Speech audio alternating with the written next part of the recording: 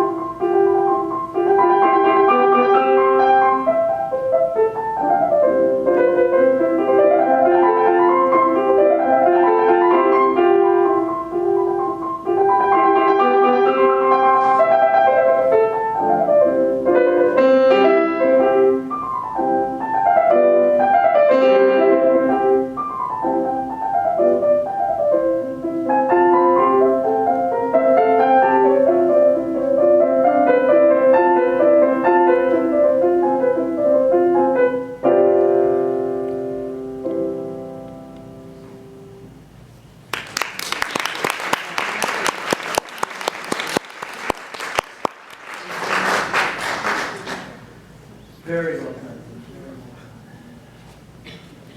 How long have you been playing that piece? About 2 months. Is this the book you learned it from? Yes, except I printed it Okay, so there is something that has markings on it, because this one's totally clean. You know what I mean? out. Yeah.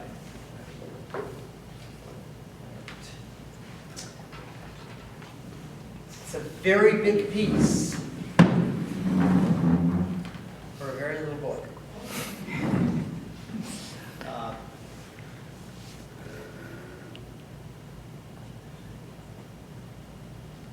What do you think is the hardest thing in this piece? Let's see. There's one at the end, the scale with the trill in it.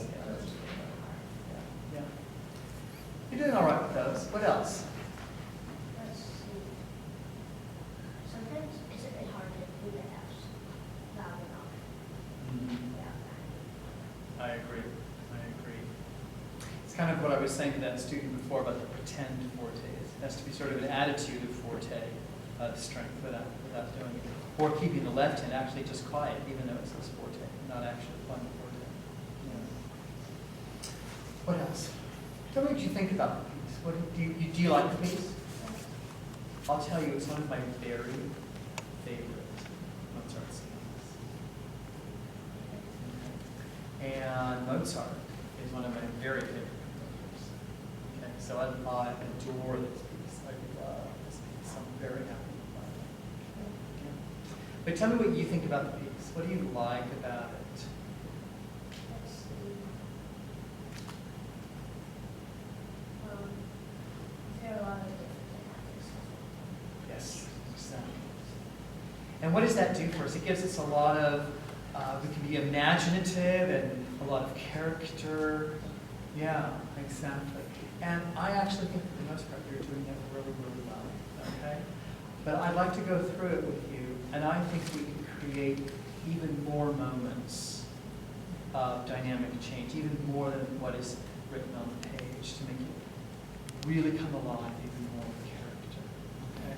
So I'd like to work on that, and then we'll also work on those, how to balance those forte moments, you know, so they don't sound harsh. Okay? We'll work on those two things. Go ahead and start.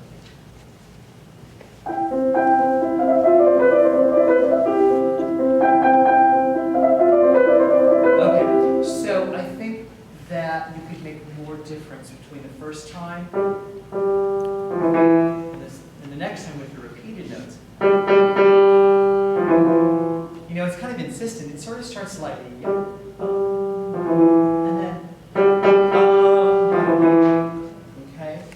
Show us that it's different that time, okay? It's almost like maybe you go to someone's house. You go to your friend's house and you go, you knock on the door and no one answers. So you go, okay? You know, to make sure that they know that you've knocked. Okay. Start again.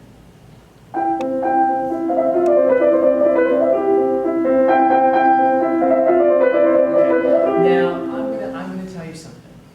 I really disagree with the fingering choices you've made in the first line.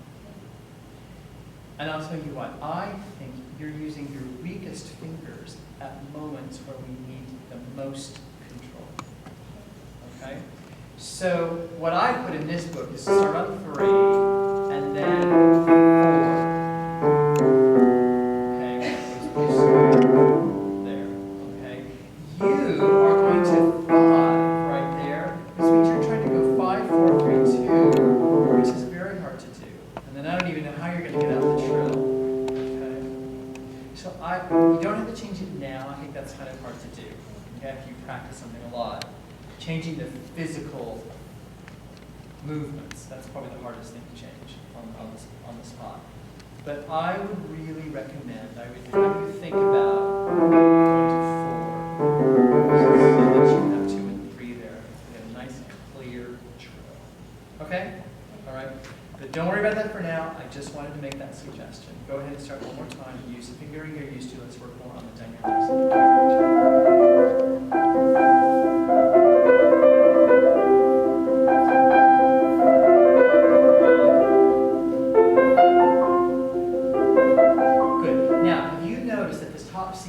a staccato? Okay, so that one is not actually short. And what I would really like is the first one is piano, the second one is less piano. Let it resolve down. A little bit more intense here, and then, okay. Sorry about measure 5. Can you be more relaxed on the second one?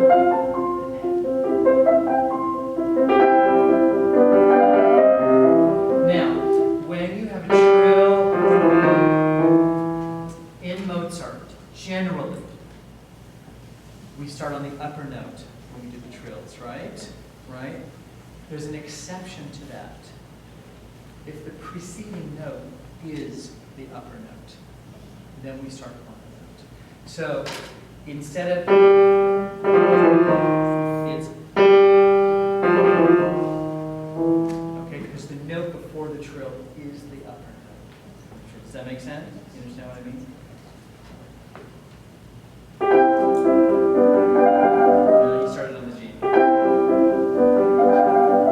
Yeah, you know what, there isn't that much time. It has to just, that's all there is time for. That's all there's time for. That sounds lovely, doesn't it?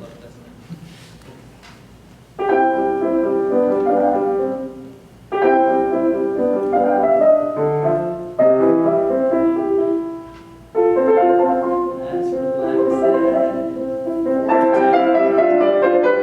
Now, forte only in the right hand. Keep the left hand piano. See, that's actually the right sound. That's the correct sound. Okay? If the left hand gets louder than that, it just makes it too heavy and clumsy sounding.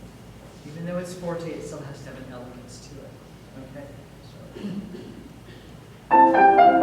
Slur. The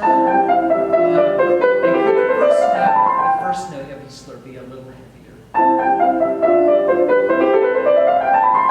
Now, so we come down here, but start softer on the bottom of the scales and a good crescendo to the top of the scale.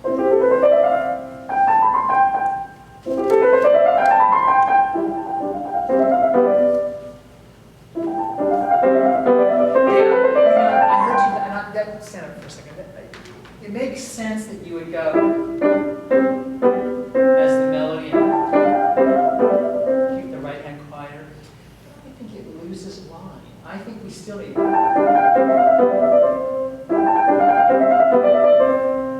I think it's not so much just suddenly the left hand has the melody. Okay, I think the right hand should still sound melodic.